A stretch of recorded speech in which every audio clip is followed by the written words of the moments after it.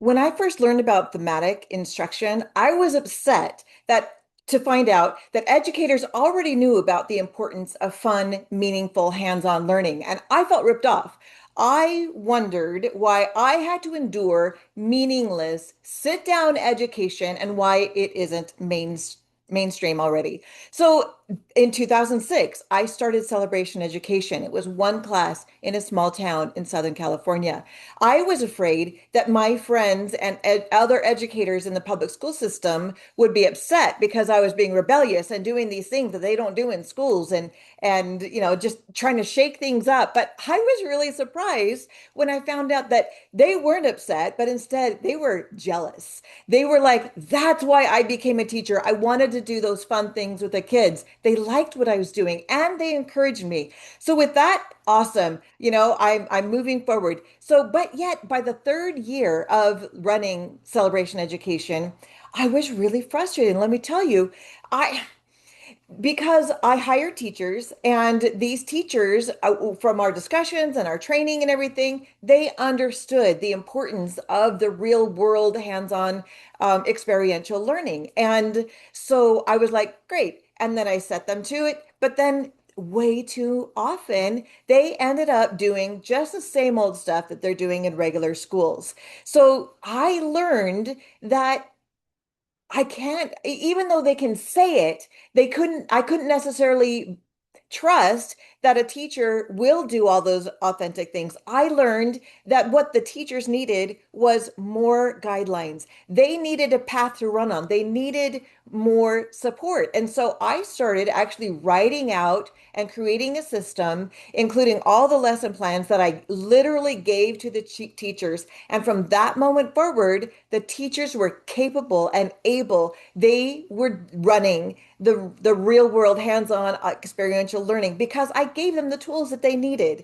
They were supported. And see, public schools don't support it, right? If teacher wants to do these things, they have to spend all their own time and all of their own money to do it themselves. And for the most part, it's not worth it, right? They've got way too much on their shoulders. So that was the second thing that I learned. The third, I'll get to the third thing, but I also want to share during COVID when the schools shut down, I was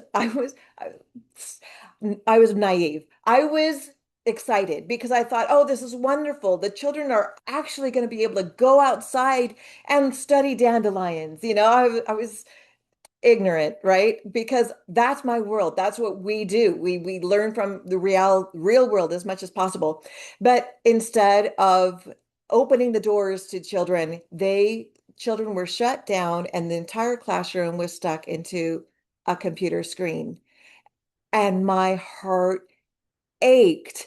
That was like, I was like, how is this really happening? These educators who do know better are doing something that, in my mind, was something akin to child abuse, have it requiring even small children to sit down on a computer for hours a day was not the right decision. Okay, let me get off that back to another thing that I learned. The third thing that I learned is that even so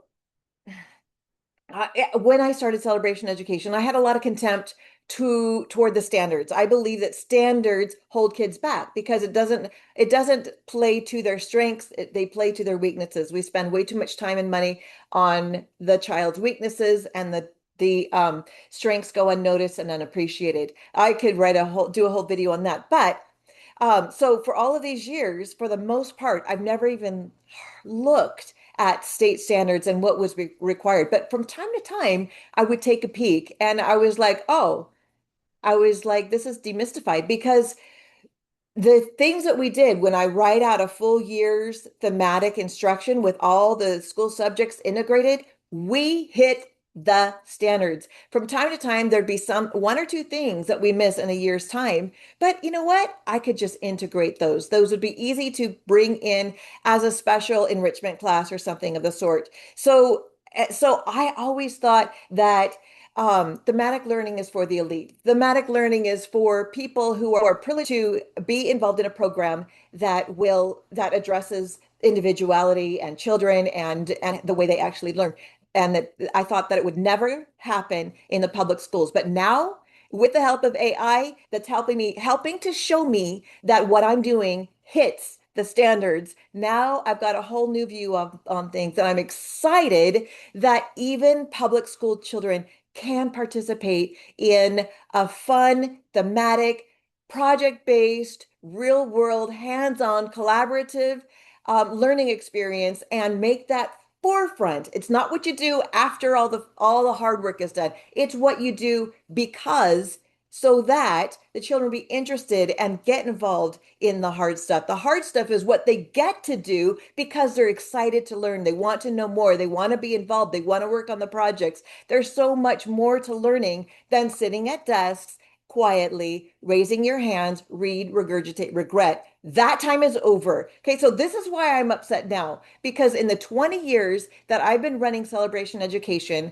the public schools have hardly changed. They've budged a little. They're giving lip service, at least. They're giving lip service. They're like, oh, look what we do. And then I come to find out they do it for 1 hour a day or sometimes 1 hour a week. And this is what they're saying. Everybody needs to come to our school because we do this. But the majority of the day is spent sitting kids down, telling them to be quiet. I'm tired and sick of shut up and sit down. The time for get up and do is now. And I am going to help as many schools as possible get there. So that's why I'm mad at schools. And I'm hoping that we can change everything about it. All right. See ya.